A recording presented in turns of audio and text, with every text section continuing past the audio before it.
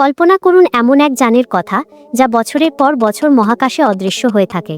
NASA বা Pentagon কেউই মুখ খোলে না এর উদ্দেশ্য নিয়ে।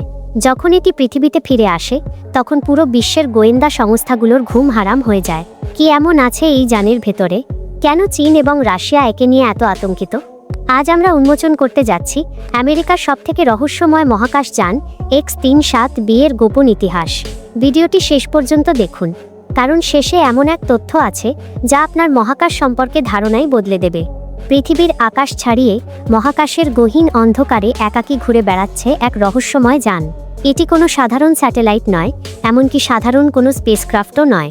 এটি মার্কিন স্পেস ফোর্সের সবচেয়ে গোপন এবং রহস্যে ঘেরা এক ড্রোন বিমান, যার নাম X-37B। বছরের পর বছর মহাকাশে কি করছে এই ড্রোন? কেন এর মিশন নিয়ে পেন্টাগন সবসময় নীরব থাকে? কেন এর প্রতিটি উড্ডয়ন আর অবতরণ ঘিরে তৈরি হয় হাজারো রহস্য?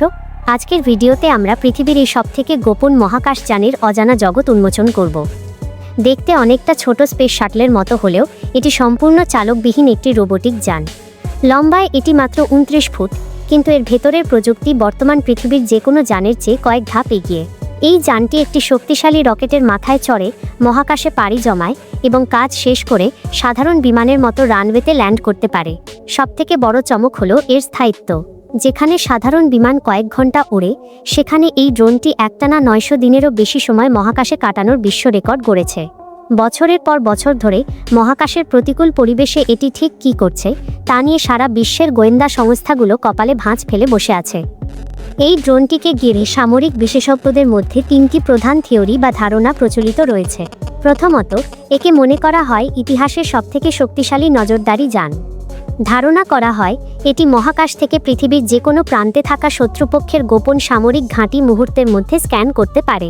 এটি যখন কক্ষপথ পরিবর্তন করে তখন বিশ্বের কোনো রাডার একে শনাক্ত করতে পারে না।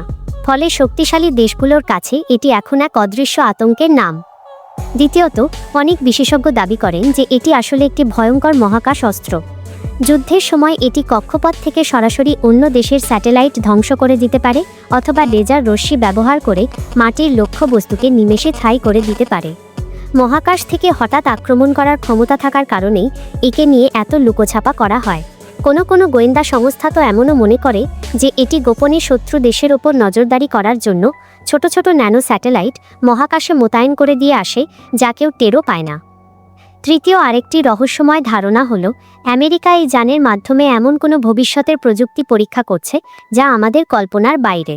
হতে পারে এটি কোনো নতুন ধরনের ইঞ্জিন বা শক্তি উৎস, যা দিয়ে কয়েক মুহূর্তেই পৃথিবীর এক প্রান্ত থেকে অন্য প্রান্তে পৌঁছানো সম্ভব। পেন্টাগন সবসময় দাবি করে যে তারা শুধু দীর্ঘমেয়াদী মহাকাশ গবেষণা করছে, তবে তাদের এই দাবি কেউ পুরোপুরি বিশ্বাস করে না। কারণ যদি এটি সাধারণ গবেষণাই হতো, তবে এর মিশন এবং তথ্য কেন টপ সিক্রেট রাখা হয়? কেন সাধারণ বিজ্ঞানীদের এই যানের কাছে ঘেঁষতে দেওয়া হয় না? মহাকাশে যুদ্ধের প্রস্তুতি নাকি বিজ্ঞানের চরম রহস্যময় কোনো গবেষণা? এই ড্রোনটি আসলে কি করছে তা হয়তো কোনোদিনই সাধারণ মানুষের সামনে পরিষ্কার হবে না। তবে একটা বিষয় নিশ্চিত, ভবিষ্যতের যুদ্ধ আর কেবল মাটিতে বা সমুদ্রে সীমাবদ্ধ থাকবে না, বরং তা শুরু হবে মহাকাশের এই নীরব কক্ষপথগুলো থেকেই। আর সেই যুদ্ধের ময়দানে সবথেকে বড় তুরুপের তাস হতে যাচ্ছে এই ড্রোনটি। আপনার কি মনে হয়, এটি কি শুধুই একটি গবেষণার যান, নাকি মহাকাশে লুকিয়ে রাখা কোনো ভয়ঙ্কর মারণাস্ত্র? কমেন্টে আপনার মূল্যবান মতামত আমাদের জানান। ভিডিওটি ভালো লাগলে লাইক দিন এবং এই ধরনের রহস্যময় সব তথ্য সবার আগে পেতে আমাদের চ্যানেলটি সাবস্ক্রাইব করে সাথেই থাকুন। ধন্যবাদ।